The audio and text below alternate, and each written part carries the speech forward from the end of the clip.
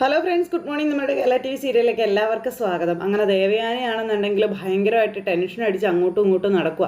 ദേവയാനിക്ക് ഒരു സ്വസ്ഥതയും കിട്ടുന്നില്ല കേട്ടോ. അപ്പോൾ ദേവയാനി എന്നിട്ട് ഇങ്ങനെ അതിൽ മനസ്സമാധാനം കെട്ടി നടക്കുന്ന ഈ ഒരു സമയത്ത് ആദർശ് നല്ല ഉറക്കമാണ് കിടന്ന്. ആദർശ് നല്ല ഉറക്കത്തിൽ പതുക്കെ കണ്ണ് തുറന്ന് നോക്കിയപ്പോൾ അടുത്ത് നയനയെ കണ്ടില്ല. ആദർശ് എന്നിട്ട് പതുക്കെ എഴുന്നേറ്റ് ഇരുന്നു. എന്നിട്ട് അവിടെയൊക്കെ ഒന്ന് നോക്കി, നയനയെ കാണാത്തത് കൊണ്ട്. അത് കഴിഞ്ഞപ്പോൾ ആദർശ് ഇങ്ങനെ നോക്കിയപ്പോൾ കണ്ടില്ല. പെട്ടെന്നാണ് അവിടെ മേശപ്പുറത്തൊരു എഴുത്തിരിക്കുന്നത് നമ്മുടെ ആദർശ് കണ്ടത്. വേഗം ആദർശേട്ടാ, കുറച്ച് ദിവസമായി ഈ പീഡനം തുടങ്ങിയിട്ട്, മാനസിക പീഡനം, പിന്നെ അത് സഹിക്കുന്നതിനൊരു പരിധിയൊക്കെ ഉണ്ടെന്നും പറഞ്ഞ നയനയുടെ കത്തായിരുന്നു അത്. ഞാൻ എന്തെങ്കിലും തെറ്റ് ചെയ്തിട്ടുണ്ടെങ്കിൽ അതെന്നോട് തുറന്നു പറയുകയാണ് വേണ്ടത്. എൻ്റെ ഓർമ്മയിൽ നമ്മൾ തമ്മിൽ സ്നേഹിച്ചതിന് ശേഷം ആദർശേട്ടനെ വിഷമിപ്പിക്കുന്ന ഒരു കാര്യവും ഞാൻ ചെയ്തിട്ടില്ല എന്നാൽ ഒരു ശത്രുവിനെ പോലെയാണ് ആദർശേട്ടൻ എന്നെ കാണുന്നതെന്ന് നയനെ ആദർശനെ എഴുതി വെച്ചിരിക്കുക. അപ്പോൾ എനിക്ക് വല്ലാതെ വീർപ്പ് മുട്ടുകയാണ്, സഹിക്കാൻ പറ്റുന്നില്ല. അതുകൊണ്ട് ഞാൻ പോവുകയാണ്.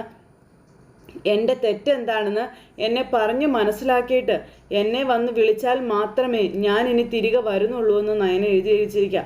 അല്ലെങ്കിൽ ആദർശേട്ടൻ എന്ത് വേണമെങ്കിലും ചെയ്യാം. പിന്നെ അറിഞ്ഞോ അറിയാതെയോ ഞാൻ എന്തെങ്കിലും തെറ്റ് ചെയ്തിട്ടുണ്ടെങ്കിൽ, ആദർശേട്ടനെ വിഷമിപ്പിച്ചിട്ടുണ്ടെങ്കിൽ അതിന് ആത്മാർത്ഥമായിട്ട് ഞാൻ മാപ്പ് ചോദിക്കുകയാണ്. രാവിലെ ഉറക്കം എഴുന്നേൽക്കുമ്പോൾ ആദർശേട്ടൻ എന്നെ കാണില്ല എന്നും ഈ ഒരു സമരം അവസാനിപ്പിച്ചില്ലെങ്കിലെന്നും ഇനി ഒരിക്കലും എന്നും കൂടെ അങ്ങ് ചേർത്തു. അങ്ങനെ ഒരു എഴുത്ത് എഴുതി വെച്ച് നമ്മുടെ നയനെ അങ്ങ് ഇറങ്ങിപ്പോയി കേട്ടോ. നയനെ ഇറങ്ങിപ്പോയി കഴിഞ്ഞത് ഈ എഴുത്തൊക്കെ വായിച്ചു കഴിഞ്ഞ് ആദർശ് അറിഞ്ഞിട്ടും ആദർശന് പ്രത്യേകിച്ചൊരു വികാരങ്ങളൊന്നും ഇല്ലാണ്ട് ഇങ്ങനെ അവിടെ നിൽക്കുക. ഇതെല്ലാം കഴിഞ്ഞതിന് ശേഷം പിന്നെ കാണിക്കുന്നത് അവിടെ ഇരുന്ന് ജലജ ദേവയാനിയുടെ ചെവി കടിച്ചു പറിക്കുക. എൻ്റെ പൊന്നേട്ടത്തി, അവളും അല്ല ഡിസൈനർ ആണെന്നും പറഞ്ഞ് എടുത്ത് തലയ്ക്കേറ്റി വെച്ചിരിക്കുകയായിരുന്നല്ലോ. അപ്പോഴേ എനിക്കറിയാമായിരുന്നു അഹങ്കാരം തലയ്ക്ക് കയറി അവൾ ആദർശിനെ വിഷമിപ്പിക്കുമെന്നുള്ളതെന്നൊക്കെ പറഞ്ഞ് ജലജ ഇങ്ങനെ ഇരുന്ന് പറയപ്പോൾ മുത്തശ്ശിയും എല്ലാവരും ഇങ്ങനെ ഇരിപ്പുണ്ട് അവിടെ. അത് തന്നെയല്ലേ ഇപ്പം സംഭവിച്ചിരിക്കുന്നത്. ഇപ്പോൾ ആദർശിൻ്റെ മനസ്സ് നോവുന്ന രീതിയിൽ അവൾ എന്തോ പ്രവർത്തിക്കുകയോ സംസാരിക്കുകയോ ചെയ്തിട്ടുണ്ട്. അപ്പോൾ ഇവിടെ ചിലരൊക്കെ പറയുന്നതേ ആദർശിൻ്റെ മനസ്സിലേക്ക് ദേവയാനി വിഷം കുത്തിവെച്ചു എന്നുള്ളതാണെന്ന് മുത്തശ്ശി അന്നേരം പറയുന്നു. ഇത് കേട്ടപ്പോൾ ഞാനോ എന്ന് ദേവയാനി ചോദിച്ചു. അല്ല, ഏട്ടത്തിക്ക് മോനും മരുമോളും തമ്മിൽ പിരിയണമെന്നായിരുന്നല്ലോ ആഗ്രഹം. അതാ അമ്മ അങ്ങനെ പറയുന്നതെന്നും നേരം ജലജ കയറി പറഞ്ഞു. മുത്തശ്ശി ഇതൊന്നും കേട്ടിട്ടും വലിയതായിട്ട് പറയുന്നില്ല. അങ്ങനെ ഞാൻ ആത്മാർത്ഥമായിട്ട് ആഗ്രഹിച്ചിരുന്ന ഒരു സമയമൊക്കെ ഉണ്ട്.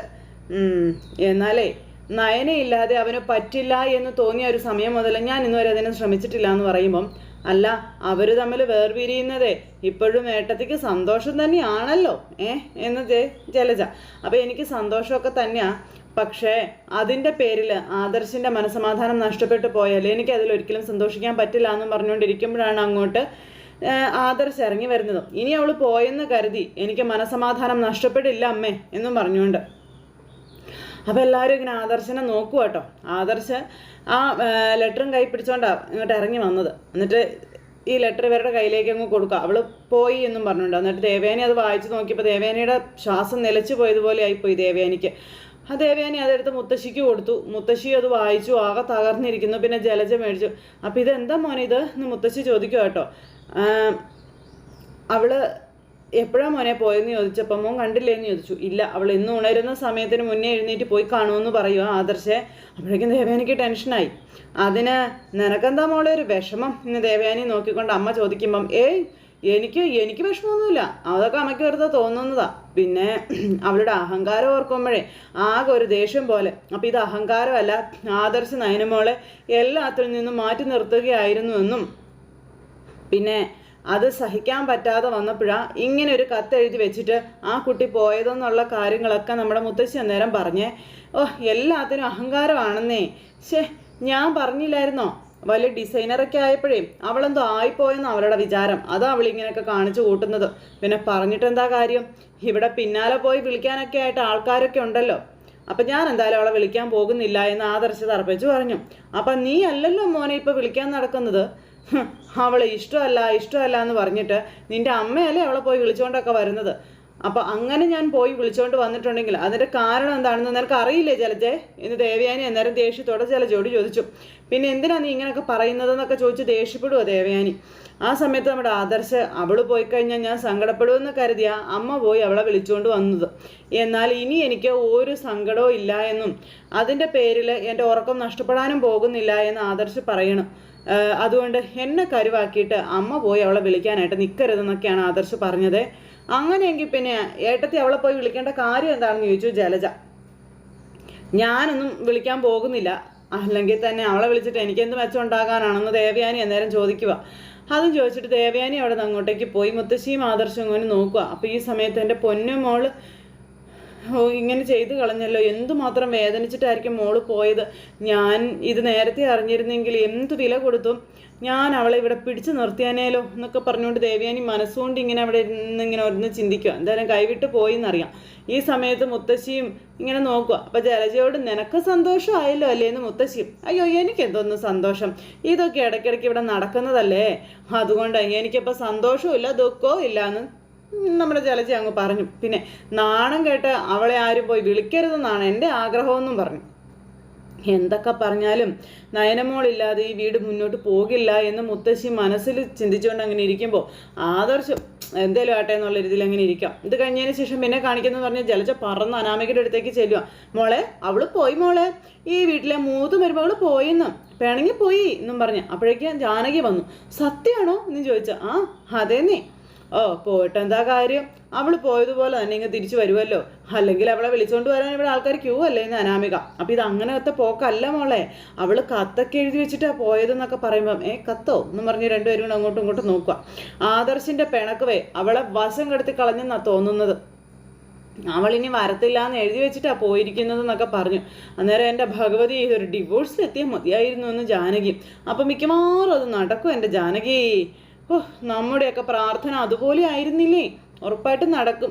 അപ്പോൾ അവളെ എല്ലാവരും കൂടെ തലയിലെടുത്ത് വെച്ചുകൊണ്ട് നടക്കില്ലായിരുന്നു. ഇപ്പോൾ എന്തായെന്ന് ചോദിക്കുമ്പം എൻ്റെ മോളെ പുറത്താക്കാൻ വേണ്ടിയിട്ട് അവളും അവളുടെ വീട്ടുകാർ ശ്രമിച്ചുകൊണ്ടിരിക്കുകയല്ലായിരുന്നു. മോളെ വിഷമിപ്പിച്ചതിന് ദൈവം കൊടുത്ത ശിക്ഷ ഇതെന്ന് ജാനകി പറയുമ്പം അതെ മോളെ, അനിയുടെ കല്യാണ ശേഷമെങ്കിലും നന്ദുവിനെ കാണാനോ സംസാരിക്കാനോ ഒന്നും പാടില്ലായിരുന്നു. അവൾ അവൻ്റെ സുഹൃത്താണെന്നൊക്കെയാണ് പറയുന്നത്. എന്നാൽ മോൾക്ക് അവരുടെ സൗഹൃദത്തിൽ സംശയം തോന്നിയപ്പോഴെങ്കിലും അവൾ ഒഴിഞ്ഞു പോകേണ്ടതായിരുന്നില്ലേ? അവർ ചെയ്തില്ലല്ലോ. അത് ചെയ്യാതെ മോളെ അവളുമാരിട്ട് വട്ടം കറക്കിക്കൊണ്ടിരിക്കുകയല്ലായിരുന്നോ? അതിനുള്ള തിരിച്ചടിയാണ് ഇപ്പം കിട്ടിയിരിക്കുന്നത് എന്നൊക്കെ പറഞ്ഞ് ജലജ ഇങ്ങനെ മൂപ്പിച്ചു വിടുമ്പോൾ എനിക്ക് അച്ഛനെയും അമ്മയെയും ആണ് പേടി. അവർ ആദർശിന്മേൽ സമ്മർദ്ദം ചെലുത്തിയാൽ അവൻ പോയി അവളെ കൂട്ടിക്കൊണ്ട് വരും എന്ന് പറയുമ്പം നീ എന്തൊക്കെയാണ് ജാനകി പറയുന്നത്? ഇവിടെ നടക്കുന്നതൊന്നും എന്താ നീ കാണുന്നില്ലേ? അച്ഛനും അമ്മയും മാത്രമല്ല, ജയേട്ടനും നിന്റെ ഭർത്താവും ഒക്കെ അവരെ തമ്മിൽ ഒന്നിപ്പിക്കാൻ ഇതുവരെ ശ്രമങ്ങളൊന്നും നടത്തിയിട്ടില്ല എന്നുള്ളതാണ് വാസ്തവം. അപ്പോൾ അനാമിക ഇങ്ങനെ നോക്കാതെ എന്താ അങ്ങനെയെന്ന്.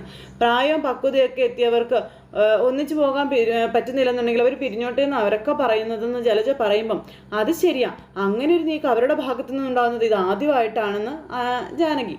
അപ്പോൾ രാവിലെ മുറ്റത്ത് കോലം വരയ്ക്കുന്നവരെ, പൂജാമുറിയിൽ വിളക്ക് വെക്കുന്നവളെ ഈ വീടിൻ്റെ കെടാവിളക്കായി കണ്ട് എല്ലാവരും സ്നേഹിക്കുകയായിരുന്നു. അതെന്തായാലും ഇപ്പം കെട്ടുപോയല്ലോ. എന്നാലും ഇത്രയ്ക്ക് ദേഷ്യം ആദർശിന് അവളോട് തോന്നാനുള്ള കാരണം എന്തായിരിക്കും ജലജെ? അപ്പോൾ എനിക്ക് തോന്നുന്നത് നീ നേരത്തെ പറഞ്ഞതുപോലെ അവൾക്ക് കാമുകന്മാർ കാണും. അത് ആദർശ് ഒരു പക്ഷെ അറിഞ്ഞും കാണും. അല്ലെങ്കിൽ അവളോട് ഒരിക്കലും അവൻ ഇത്രയും ദേഷ്യമൊന്നും കാണിക്കത്തില്ല മോളെ എന്ന് ജലജ പറയുമ്പോൾ അതൊരു പക്ഷെ ശരിയായിരിക്കും അമ്മേ. വിഷുവിൻ്റെ അന്ന് അവൾ പോയത് ഈ പറഞ്ഞ കാമുകനെ കാണാനായിരിക്കും. അത് ആദർശേട്ടൻ കയ്യോടെ പിടിച്ചും കാണുമായിരിക്കും എന്നും പറഞ്ഞ് അനാമിക തട്ടി വിടുമ്പോൾ എൻ്റെ ഭഗവാനെ അത് നടന്നാൽ മതിയായിരുന്നു എന്നും പറഞ്ഞുകൊണ്ട് ജലജ പ്രാർത്ഥിക്കുക. എങ്കിലേ ആദർശും നയനുമായിട്ടുള്ള ആ ഒരു ബന്ധം പിരിയത്തുള്ളൂ എന്നും. അങ്ങനെ പിരിയുകയാണെന്നുണ്ടെങ്കിലേ ഇതേ മോളെ ആ ദിവസമാണ് നമ്മുടെ വിഷുവും ദീപാവലിയും ഒക്കെ. അന്ന് നമ്മൾ പാടക്കം പൊട്ടിച്ച് ആഘോഷിക്കുമെന്നൊക്കെ പറഞ്ഞ് തുള്ളിച്ചാടുക ജലജ. അയ്യോ ജാനകിയുടെ അനാമികയുടെ സന്തോഷം പിന്നെ പറയണ്ടല്ലോ. അത്രയും ന്യൂസ് എല്ലാം ഇവിടെ കൊടുത്തിട്ട് ജലജ അങ്ങ് പോയി. അനാമിക മുടിയൊക്കെ അഴിച്ചിട്ട് ഇങ്ങനെ ഭയങ്കര തുള്ളലും ചാട്ടമായിട്ട് നിൽക്കുക. ഇത് കഴിഞ്ഞ് ജലജ ഓടി അവിയുടെ മുറിയിലേക്ക് ചെല്ലുക. എടാ നീ ഒന്നും അറിഞ്ഞില്ലേ? എടാ കത്ത് എഴുതി വെച്ചിട്ട് അവൾ ഇറങ്ങി പോയിടാൻ നയന. അപ്പം എന്തോന്ന് എഴുതി വെച്ചു എന്ന്? അവൾക്ക് ആദർശിനെ മടുത്തിട്ട് പോയതാടാ എന്നൊക്കെ പറയുമ്പോൾ അതിലും വലിയ പ്രശ്നത്തിൽ അകപ്പെട്ട് നിൽക്കുക ഞാനെന്ന് അഭി മനസ്സിൽ പറയുമ്പോൾ നിനക്കിത് കേട്ടിട്ട് ഒന്നും തോന്നില്ലേടാന്ന് ചോദിച്ചു ജലജ. അമ്മ ഇതുപോലെ എത്ര തവണ അവർ പോയതാ. അങ്ങനെ പോകുന്നതിനേക്കാൾ സ്പീഡിൽ തിരിച്ചു കൊണ്ടുവരാൻ ഇവിടെ ആൾക്കാരുണ്ടല്ലോ. എടാ ഇത്തവണ കുറച്ച് സീരിയസ് ആണെന്നാടാ തോന്നുന്നേ. എന്തോന്ന് സീരിയസ്? കുറച്ച് കഴിയുമ്പോൾ ആദർശേട്ടന് അവരില്ല അത് പറ്റില്ല എന്ന് തന്നെ തോന്നും. അപ്പോൾ അങ്ങേര് തന്നെ പോയി വിളിച്ചുകൊണ്ട് വരികയും ചെയ്യും. അപ്പോൾ ഇത്തവണ അങ്ങനെയൊന്നും നടക്കുമെന്ന് തോന്നുന്നില്ലടാ അഭി. ആദർശിന് അവൾ പോയിട്ട് വലിയ കുരുക്കവും കാര്യങ്ങളൊന്നും ഇല്ലടാ. പോയവൾ പോയിക്കോട്ടെ എന്ന് അവൻ പറയുന്നത്. അല്ല അവർ തമ്മിൽ ഉടക്കാനുള്ള കാരണം എന്താ അമ്മേ? കാരണമൊക്കെ എന്താണെന്ന് അവിടെ ഒരുത്തിയുണ്ടല്ലോ നിൻ്റെ ഭാര്യ, അവളോട് ചോദിച്ചാൽ ചിലപ്പോൾ നിനക്ക് മനസ്സിലായേക്കും. അപ്പോൾ നമ്മുടെ കമ്പനിയിലെ ചീഫ് ഡിസൈനറാണ് നയന. അങ്ങനെയുള്ളപ്പോൾ ഏട്ടൻ അവളെ ഒഴിവാക്കൂ അമ്മേ. എടാ, അവൾ വരുന്നതിന് മുന്നേ കമ്പനി എങ്ങനെയാടാ പോയിക്കൊണ്ടിരുന്നത്? അന്ന് കമ്പനിക്ക് എന്തെങ്കിലും കുഴപ്പമുണ്ടായിരുന്നോ? സത്യം പറഞ്ഞാൽ മൂർത്തീസ് ജ്വല്ലറിയിലൂടെയാണ് നയന പേരെടുത്തത്. അല്ലെങ്കിൽ ഇന്നും അവൾ ആർട്ട് ഗാലറിയൊക്കെ ആയിട്ട് ഇരിക്കേണ്ടി വന്നേനെ. നയന ഇനി മൂർത്തീസ് ജ്വല്ലറിയിൽ നിന്ന് പോകുന്നത് നമ്മുടെ കമ്പനിക്ക് തന്നെയാണമ്മേ നഷ്ടമെന്ന് അഭി പറയുക. അവരെ പോലെ കഴിവുള്ള ഒരു ഡിസൈനറെ കണ്ടെത്താനേ ഭയങ്കര പാടാണെന്നേ. ദേ, നീ ഇപ്പം എന്നോട് പറഞ്ഞതുപോലെ ആരോടും നിന്ന് പറയാൻ നിൽക്കണ്ട, കേട്ടല്ലോ. അവൾ അവളുടെ പാട്ടിന് പോയി. ഇനി ഒരിക്കലും തിരിച്ചു വരരുത് എന്നുള്ളതാണ് എൻ്റെ ആഗ്രഹം. അതോടൊപ്പം അവളുടെ ചേച്ചി കൂടി വരാതിരുന്ന നമുക്ക് പഴയതുപോലെ ഇവിടെ സ്വസ്ഥമായിട്ട് കഴിയാമെന്നൊക്കെ പറഞ്ഞപ്പം എന്നാലും സ്വസ്ഥത കിട്ടുമെന്ന് തോന്നുന്നില്ല. ഒരു ഭാഗം ശാന്തമാകുമ്പോൾ മറുഭാഗത്തെ ടെൻഷൻ കൂടി വരികയാണെന്ന് പറഞ്ഞ് അഭി പോകാൻ നോക്കുക. എടാ, നിനക്ക് എന്തോ കുഴപ്പമുണ്ടെന്ന് എനിക്ക് നേരത്തെ മനസ്സിലായതാണെന്ന് പറഞ്ഞപ്പോൾ കുഴപ്പമുണ്ട്, നല്ല കുഴപ്പമുണ്ട്. അതുകൊണ്ട് കൂടുതൽ സന്തോഷിക്കേണ്ട, ആരുടെയും പക്ഷം ചേർന്ന് സംസാരിക്കുകയും വേണ്ട എന്ന് പറഞ്ഞ് അഭി അങ്ങ് പോയി. ഈ സമയത്ത് ജലജീവന് എന്ത് പറ്റിയതാണെന്ന് ആലോചിച്ച് ഇങ്ങനെ നിൽക്കും അവിടെ. അത് കഴിഞ്ഞ് പിന്നെ കാണിക്കുന്നത് നയന ഓട്ടോയ്ക്ക് വീട്ടിലേക്ക് വന്ന് ഇറങ്ങും. അപ്പോൾ അച്ഛൻ ഇത് കണ്ടു. മോളെന്താ ഓട്ടോയിൽ വീട്ടിലേക്ക് വരുന്നത് എന്നിങ്ങനെ കനക ഇറങ്ങി വന്നപ്പോൾ കനകത്തിനോട് ഗോവിന്ദേട്ടൻ ചോദിക്കും. അപ്പോൾ ബാഗൊക്കെ ആയിട്ട് നയന വീട്ടിലേക്ക് കയറി വന്നു. നയന കയറി വന്നു കഴിഞ്ഞപ്പം എന്താ മോളെ ഇതെന്താ ബാഗൊക്കെ ആയിട്ട്? അത് പിന്നെ നന്ദൊന്നും ഇല്ലല്ലോ, അതുകൊണ്ട് കുറച്ച് ദിവസം ഇവിടെ ഒന്ന് നിൽക്കാമെന്ന് കരുതി എന്ന് നയന പറയുക. അപ്പോൾ മോൾ അങ്ങനെയൊന്നും വരേണ്ടതല്ലല്ലോ, ഇനി വരണമെന്ന് പറഞ്ഞാൽ തന്നെ ആദർശിൻ്റെ അമ്മ മോളെ ഇങ്ങോട്ട് വിടത്തുമില്ലല്ലോ എന്നൊക്കെ അച്ഛൻ പറയുമ്പോൾ എന്തു പറ്റിയതാണെന്ന് ചോദിച്ചു. ഒന്നും പറ്റിയില്ല അച്ഛാ, കുറച്ച് ദിവസം എനിക്കിവിടെ നിൽക്കണം, അത്രേ ഉള്ളൂ. നവ്യേച്ചിക്കും വയ്യാത്തതല്ലേ എന്നൊക്കെ ചോദിച്ചു കേട്ടോ നയന. അതെ മോളെ, അവളുടെ കാര്യങ്ങൾ നോക്കാൻ ഞങ്ങളിവിടെ ഇല്ലേ മോളെ? പിന്നെന്താ നയന മോളെ, നീ സത്യം പറ, മോള് വഴക്കിട്ടെങ്ങാനും വന്നതാണോ എന്നിങ്ങനെ അമ്മ ചോദിച്ചപ്പം ഏയ് അല്ലമ്മേ, അങ്ങനെയൊന്നും അല്ല അമ്മ, അങ്ങനെയൊന്നും വിചാരിക്കേ വേണ്ട. അപ്പോൾ പറഞ്ഞ കാര്യം മോൾ ആദർശനോട് പറഞ്ഞായിരുന്നോ എന്ന് ചോദിച്ചു ഗോവിന്ദേട്ടൻ. ആദർശിൻ്റെ അമ്മ ഇപ്പോൾ മോളെ സ്നേഹിക്കുന്നുണ്ടെന്ന് ആദർശനെ അറിയിച്ചോ എന്ന് ചോദിച്ചപ്പോൾ നയന ഇങ്ങനെ ഒന്നും മിണ്ടാതെ നിൽക്കുക. അറിയിച്ചില്ലേ മോളെ? അതിതുവരെ പറയാൻ പറ്റിയില്ല അച്ഛാ എന്ന് പറഞ്ഞപ്പോൾ അതെന്താ പറയാൻ പറ്റാത്തത്? പറയാൻ പോയപ്പോഴൊക്കെ ആദർശേട്ടൻ ഓരോരോ തിരക്കുകളായിരുന്നു എന്ന് നയന ഇവരോട് പറയുന്നു. പിന്നെ ആദർശേട്ടനൊന്ന് ഫ്രീ ആയിട്ട് പറയാമെന്ന് കരുതിയിട്ടാണെന്നൊക്കെ പറഞ്ഞിങ്ങനെ ഒഴിഞ്ഞു മാറുമ്പോൾ എന്തൊക്കെയോ കല്ലുകടി ഉണ്ടല്ലോ മോളെ, എന്താ കാര്യം മോളെ? ആദർശമോനും മോളുമായിട്ട് എന്തെങ്കിലും വഴക്കോ കാര്യങ്ങളോ മറ്റോ ഉണ്ടായോ? ഞങ്ങൾ ആദർശമോന് വേണമെങ്കിൽ പോയി കാണാം. അപ്പം ഞങ്ങൾ തമ്മിൽ ഒരു വഴക്കവും ഇല്ല അമ്മേ. എനിക്ക് കുറച്ച് ദിവസം ഇവിടെ നിൽക്കണം, അത്രേ ഉള്ളൂ. ഇഷ്ടമല്ലെങ്കിൽ ഞാനങ്ങ് പോയേക്കാമെന്ന് നയന പറയുമ്പോൾ മോൾ ഇവിടെ വന്നത് ഞങ്ങൾക്കൊക്കെ സന്തോഷമുള്ള കാര്യമല്ലേ മോളെ എന്ന് അച്ഛൻ ചോദിച്ചു. കല്യാണം കഴിഞ്ഞ പെൺമകൾ ഭർത്താവിൻ്റെ വീട്ടിൽ നിന്ന് വഴക്കിട്ട് വരുമ്പോഴാണ് ഏതൊരച്ഛനമ്മമാർക്കും ഭയവും വേദനയും ഒക്കെ ഉണ്ടാകുന്നതെന്നൊക്കെ പറയുമ്പോൾ ഞാൻ അങ്ങനെ അതിനൊന്നും അല്ല വന്നത്. ഇവിടെ വന്ന 1-2 ദിവസം നിന്നപ്പോൾ എനിക്ക് കുറച്ച് ദിവസം കൂടി ഇവിടെ നിൽക്കണമെന്ന് തോന്നി, അതുകൊണ്ട് ഞാനിങ്ങോട്ട് പോകുന്നതേ ഉള്ളൂ എന്ന് പറയുമ്പോൾ ആദർശനോട് പറഞ്ഞിട്ട് തന്നെയല്ലേ മോള് പോകുന്നതെന്ന് ചോദിച്ചു അച്ഛൻ. അതെ, ആദർശേട്ടനെ അറിയിച്ചിട്ട് തന്നെയാണ് ഞാൻ പോകുന്നതെന്ന് നയന പറഞ്ഞു. പക്ഷെ അതിന് ഇത്ര രാവിലെ തന്നെ വരേണ്ട കാര്യം എന്തായിരുന്നു മോളെ? ദേ, മോള് കുളിച്ചിട്ട് പോലും ഇല്ലല്ലോ. അപ്പോൾ ഇവിടെ വന്നിട്ട് കുളിക്കാമെന്ന് കരുതിയെന്നും പറഞ്ഞ് നയന അകത്തേക്ക് കയറിപ്പോയി കഴിഞ്ഞപ്പോൾ എന്തോ കുഴപ്പമുണ്ടല്ലോ കനകേ? അതെ ഗോവിന്ദേട്ടാ, എനിക്കും അങ്ങനെ തന്നെയാണ് തോന്നുന്നതെന്ന് കനകം പറഞ്ഞു. മോള് പറഞ്ഞു തോന്നുന്നു അത്ര ആത്മാർത്ഥമായിട്ടല്ല. ഇനി അവിടെ എന്തെങ്കിലും ഉണ്ടായിട്ടുണ്ടെങ്കിൽ ആദർശമൻ്റെ അമ്മ ഉറപ്പായിട്ടും വിളിക്കും, അല്ലെങ്കിൽ അവരിങ്ങോട്ടേക്ക് വരും, നമുക്കറിയാമല്ലോ. അതിന് മുൻപ് മോള് സത്യം പറയുന്നെങ്കിൽ പറയട്ടെ, നമുക്ക് നിർബന്ധിക്കണ്ടെന്നും പറഞ്ഞ് കനക അകത്തേക്ക് കയറി ചെല്ലുക. ഈ സമയത്ത് നയനെ അകത്ത് നിന്ന് കരയുക. നയന നിന്നൊരൊറ്റ കരച്ചില്ല. അപ്പോൾ കനകത്തിന് മനസ്സിലായി എന്തോ പ്രശ്നമുണ്ടെന്ന്. കനകം ചോദിച്ചു എന്താ എൻ്റെ പൊന്നു മോക്ക് പറ്റി എന്താണെന്ന് ചോദിച്ചു. അപ്പോൾ നമ്മളെല്ലാവരും കൂടെ ചേർന്ന് തീരുമാനിച്ചതാണ് ആദർശേട്ടനോട് സത്യം പറയാമെന്നുള്ളത്. ആദർശേട്ടൻ്റെ അമ്മ അതിന് സമ്മതിച്ചതുമാണെന്നും പക്ഷേ ആദർശേട്ടൻ ഇതുവരെ നടന്നതൊന്നും ആദർശേട്ടനോട് പറയാൻ പറ്റിയിട്ടില്ല എന്ന് നമ്മുടെ നയന് ഇങ്ങനെ പറയുന്നുണ്ട് കേട്ടോ. അപ്പോൾ അതിനെന്നെ അനുവദിച്ചില്ല അമ്മയെന്നും പറഞ്ഞുകൊണ്ട് നയന വിങ്ങിപ്പൊട്ടി അമ്മയുടെ മുന്നിൽ നിന്ന് കരയുക. ഞാൻ എന്തെങ്കിലും പറയാൻ തുടങ്ങുമ്പോൾ അത് തടസ്സപ്പെടുത്തുകയാണെന്നൊക്കെ നയന പറഞ്ഞു. പിന്നെ ഒന്നും കേൾക്കണ്ടെന്നും പറഞ്ഞ് ഒഴിഞ്ഞു പോവുകയാണെന്നൊക്കെ പറഞ്ഞുകൊണ്ട് നയന ഇങ്ങനെ ഭയങ്കര കരച്ചിൽ. അവസാനം എനിക്ക് സഖി കെട്ടുമെന്നും പിന്നെ ഞാൻ ഇറങ്ങിപ്പോകുന്നെന്നും പറയാം. അപ്പോൾ ഇത്രയും നാൾ ആദർശേട്ടൻ എന്നെ സ്നേഹിക്കുക എന്നുള്ളൊരു ചിന്തയായിരുന്നു എനിക്ക്. പക്ഷെ അതൊക്കെ എനിക്കിപ്പോൾ ഇല്ലമ്മേ, എല്ലാം മാറിയെന്നൊക്കെ പറയാം. അപ്പോൾ ഇത് ഗോവിന്ദേട്ടൻ പുറത്തു നിന്ന് കേൾക്കുക കേട്ടോ. അച്ഛൻ കേൾക്കാതിരിക്കാൻ അകത്ത് വന്ന് മോള് പറഞ്ഞു, പക്ഷെ അച്ഛൻ നിന്ന് കേട്ടു. മുത്തശ്ശിയോടോ പോയി പരാതി പറഞ്ഞിട്ട് പോലും അനുകൂലമായി അവരാരും പ്രതികരിക്കുന്നില്ല എന്നും പറഞ്ഞ് ആദർശേട്ടനോട് അവർ സംസാരിക്കാനും തയ്യാറാകുന്നില്ല എന്നും പറഞ്ഞ് കാര്യങ്ങളെല്ലാം നയന ഇവിടെ വന്ന് പറയണം. ആദർശേട്ടൻ്റെ അച്ഛനും ഇളയച്ചനും എല്ലാവരും അങ്ങനെ തന്നെയാണ്. പിന്നെ എങ്ങനെയാ അമ്മ എനിക്ക് അവിടെ പിടിച്ചു നിൽക്കാൻ പറ്റുക? അമ്മ എനിക്ക് പിടിച്ചു നിൽക്കാൻ പറ്റില്ല എന്നും പറഞ്ഞ് കാര്യങ്ങളെല്ലാം നയന പറഞ്ഞു കേട്ടോ. ഞാൻ പിന്നെ ഒന്നും ആലോചിച്ചില്ല, പോന്നു എന്ന് പറഞ്ഞു. അപ്പോൾ എന്തിനാ എൻ്റെ മോളെ ഇങ്ങനെ വന്നതെന്ന് ചോദിച്ചപ്പം ആദർശേട്ടന് ബന്ധം പിരിയണമെന്നാണ് പറഞ്ഞതെന്ന കാര്യം നയന ഇങ്ങനെ പറയുമ്പോൾ ഇവർ രണ്ടുപേരും ഞെട്ടി.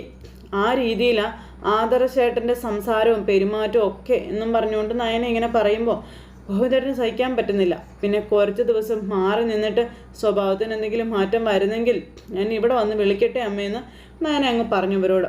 അപ്പോൾ എന്തായാലും സ്നേഹിച്ച ആൾ പിണങ്ങിയ സ്ഥിതിക്ക് ഇനി അവിടെ കടിച്ചു പിടിച്ച് നിൽക്കാൻ എനിക്ക് പറ്റില്ല എന്ന് പറഞ്ഞു നയന. അപ്പോൾ മോളുടെ അച്ഛൻ ഇതറിഞ്ഞ് സഹിക്കില്ല എന്ന് കനകം പറഞ്ഞ് തീർന്നില്ല. അങ്ങോട്ടേക്ക് ഗോവിന്ദേട്ടൻ വന്നു. ആര് പറഞ്ഞു സഹിക്കാൻ പറ്റില്ല എന്ന്? പറയേണ്ട കാര്യങ്ങൾ എന്നോട് പറയണമെന്ന് ഗോവിന്ദേട്ടൻ പറയാം. ആദർശന് മോളെ ഉൾക്കൊള്ളാൻ പറ്റുന്നില്ലെങ്കിൽ മോള് ചെയ്തത് തന്നെയാണ് ശരിയെന്ന് ഗോവിന്ദേട്ടൻ പറഞ്ഞു. എന്നാലും കുറച്ച് ദിവസം കൂടി മോൾക്കൊന്ന് പിടിച്ചു നിൽക്കാമായിരുന്നോ എന്ന് അച്ഛൻ പറഞ്ഞു. പിന്നെ ആദർശിൻ്റെ സ്വഭാവം മാറുമോ ഇല്ലയോ എന്നൊക്കെ നോക്കാമായിരുന്നു എന്നൊക്കെ പറഞ്ഞപ്പോൾ നയന ഭയങ്കര കരച്ചിൽ. അപ്പോൾ മോളെ ഇത്തവണത്തെ വിഷുവിന് മോള് ഡിസൈൻ ചെയ്ത ആഭരണങ്ങളാണ് വിറ്റുപോയതെന്ന് എല്ലാവരും പറയുന്നത്. റെക്കോർഡ് സെയിലൊക്കെ ആയിരുന്നല്ലോ മൂർത്തീസ് ജ്വല്ലറിയിൽ. അങ്ങനെയുള്ള അവസ്ഥയിൽ ആദർശ് മോൻ മോളെ ഒഴിവാക്കേണ്ടതല്ലല്ലോ എന്ന് പറയുമ്പോൾ അങ്ങനെ ജ്വല്ലറിയിൽ ഉണ്ടാകുന്ന നേട്ടങ്ങൾ കണ്ടിട്ട് എന്നെ പിടിച്ചു നിർത്തില്ല ആദർശേട്ടൻ എന്ന് നയന പറഞ്ഞു. എന്നെക്കുറിച്ച് എന്തോ ഒരു തെറ്റിദ്ധാരണ ആദർശേട്ടൻ്റെ മനസ്സിനകത്തുണ്ടെന്നും അതുകൊണ്ടാണ് ഇങ്ങനെയൊക്കെയെന്ന് പറയുമ്പം ആദർശിൻ്റെ അമ്മയും മോളും സ്നേഹത്തിലായത് ആദർശിനോട് പറയാതിരുന്നത് ചിലപ്പോൾ അയാൾക്ക് ഷോക്കായി കാണും എന്ന കാര്യം ഇങ്ങനെ പറയുമ്പോൾ ഞങ്ങൾ തമ്മിലുള്ള അടുപ്പം അറിയുമ്പോൾ ആദർശേട്ടൻ സന്തോഷിക്കുകയല്ല അച്ഛാ വേണ്ടതെന്ന് നയന അന്നേരം ചോദിച്ചു. അത് കേട്ടപ്പോൾ അത് മോള് പറഞ്ഞത് ശരിയാണല്ലോ ഗോവിന്ദേട്ടാ, ആ ഒരു കാര്യത്തിൻ്റെ പേരിൽ മോളെ ഇങ്ങനെ തള്ളിക്കളയേണ്ട കാര്യമൊന്നുമില്ല എന്ന് കനകം അവിടെ നിന്ന് പറയുമ്പോൾ അതല്ലാതെ ഒരു തെറ്റും മോൾ ആദർശനോട് ചെയ്തിട്ടില്ലല്ലോ എന്ന് ഗോവിന്ദേട്ടൻ ചോദിക്കുമ്പോൾ ഇല്ല, ഒരുപാട് തവണ ഞാൻ ചോദിച്ചു നോക്കി എൻ്റെ ഭാഗത്ത് നിന്ന് എന്ത് തെറ്റാ ഉണ്ടായതെന്ന്, പക്ഷെ അതിനൊന്നും വ്യക്തമായൊരു മറുപടി എനിക്ക് തന്നില്ല എന്നൊക്കെ പറഞ്ഞുകൊണ്ട് ഇങ്ങനെ നയൻ ഇവരോട് കാര്യങ്ങളെല്ലാം പറഞ്ഞു. എനിക്ക് മുഖം തരാതെ എനിക്ക് വേദനിപ്പിക്കുന്നത് ഇപ്പോൾ ആദർശൻ്റെ വിനോദമാണെന്നും പറഞ്ഞുകൊണ്ട് നയൻ ഇവരോട് സങ്കടപ്പെട്ട് കാര്യങ്ങളെല്ലാം അവതരിപ്പിക്കുന്നിടത്ത് ഇന്നത്തെ കഥ അവസാനിച്ചു. അപ്പോൾ എല്ലാവരും കാത്തിരുന്ന് കാണണോട്ടെ. എല്ലാവർക്കും നല്ലൊരു ദിവസം ആശംസിക്കുകയാണ്. എല്ലാവരുടെയും സപ്പോർട്ടിനും സ്നേഹത്തിനും ഒത്തിരി നന്ദി അറിയിക്കുന്നു.